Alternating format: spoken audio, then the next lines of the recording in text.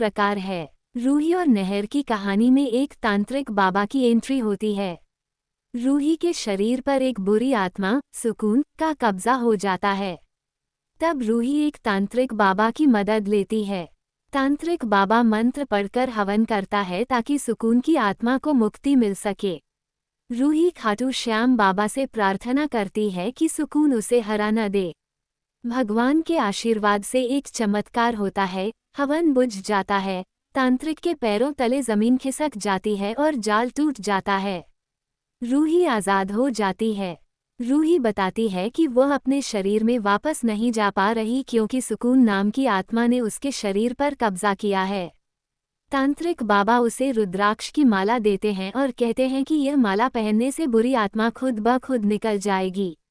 जब रूही अपने शरीर में माला पहन लेती है तो सुकून की आत्मा मजबूर होकर शरीर छोड़ देती है। तांत्रिक बाबा उस आत्मा को बंदी बनाकर गुफा में ले जाते हैं और हवन करके उसे मुक्ति दे देते हैं। इस तरह रूही अपने शरीर में वापस लौट आती है और उसकी जिंदगी में फिर से खुशियां लौट आती हैं। कहानी के आगे का हिस्सा आगे की कल्पित संभावित कहानी इस तरह हो सकता है। उंगली से नीचे की ओर इशारा। योजक चिन्ह योजक चिन्ह योजक चिन्ह। सुकून की आत्मा को मुक्ति मिलने के बाद रूही और नहर की जिंदगी धीरे धीरे सामान्य होने लगती है, लेकिन तांत्रिक बाबा उन्हें चेतावनी देते हैं। ग्रेटर देन बुरी आत्मा भले चली गई हो, पर उसकी ऊर्जा अभी पूरी तरह समाप्त नहीं हुई है। अगर तुम दोनों का मन फिर से लालच, डर या गुस्से में फंसा, तो वह नकारात्मक शक्ति वापस लौट सकती है। रूही और नहर इस चेतावनी को गंभीरता से लेते हैं। वे भगवान खाटू श्याम जी की पूजा शुरू करते हैं, हर दिन भक्ति और दान करते हैं। धीरे धीरे उनके घर का माहौल एक बार फिर शांति और प्रेम से भर जाता है। लेकिन एक रात रूही को अजीब सपने आने लगते हैं। सपने में वही गुफा दिखाई देती है जहां तांत्रिक बाबा ने हवन किया था।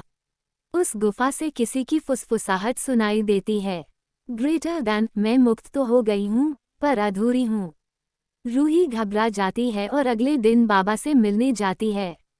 बाबा ध्यान करते हुए कहते हैं, ग्रेटर देन रूही, हर आत्मा को पूरी मुक्ति तभी मिलती है जब उसके अधूरे काम पूरे हो जाएं।